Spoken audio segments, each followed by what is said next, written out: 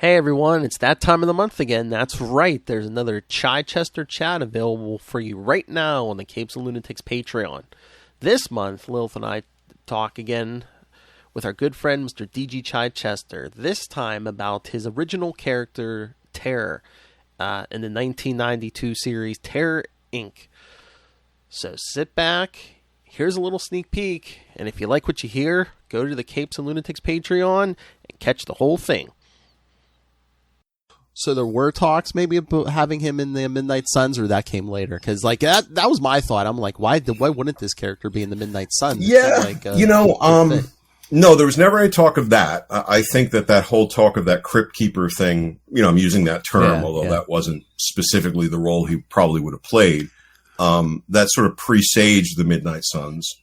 And I think once the Midnight Suns stuff started to take root, which of course nothing took root until we got together, the bunch of us at this conference center for a couple days, and then created the Midnight Suns and created Lilith. And, there were the individual titles that Bobby Chase knew she wanted in this universe, but that's where we came up with all the Midnight Sun stuff. But there was never any conversation of bringing it over. I mean, I could have easily done it, I guess, because I was writing Night Stalkers and it wouldn't have been a hard thing for me to insert it. Night Stalkers, though, was pretty jam-packed with weirdness and gruesomeness, and probably in my head, I figured, do I need one more rotting body part in this book? I mean, there's just, there's an abundance of them. And I don't really know that Terror would have been Bobby's cup of tea. I think that, she saw a legitimate, sort of, commercial appeal to bringing together a set of books as a commercial entity, meaning the Midnight Suns were supposed to be kind of her X-Men in a way, right? A group of titles that existed in one way or the other together. They sort of had their own little universe, just like the X-Men did. And Terror was weird, right? Terror is weird, even beyond the norm of some other things.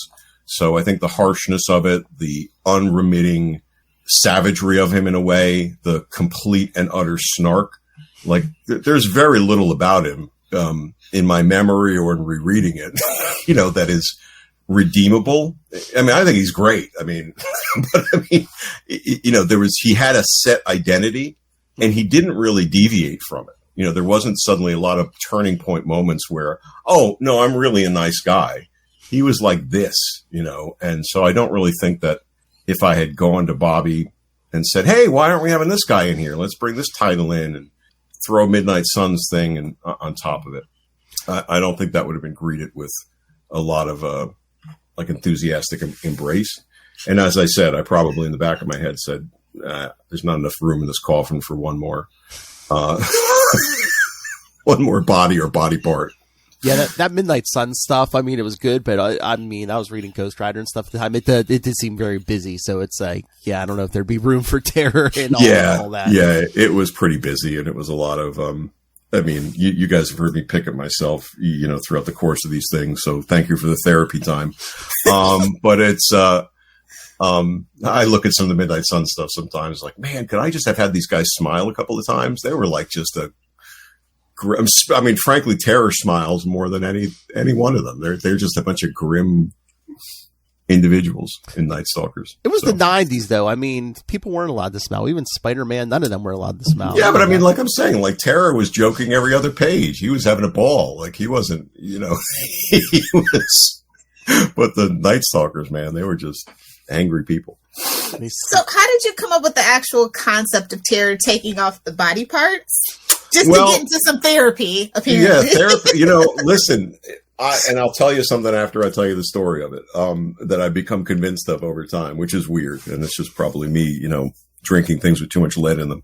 But, I was working on the St. George book, right? And my co-writer was a woman named Margaret Clark.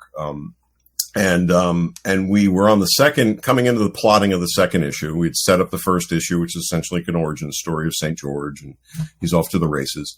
And we knew that in the second issue, we had to sort of establish some kind of adversary, hopefully like a big bad that would become something of continuity, right? That felt right, that we'd start to introduce things that would keep coming back and not just be a one-off. And we were struggling. We were hitting a wall beyond walls. Every character and concept we came up felt lame or been there, done that.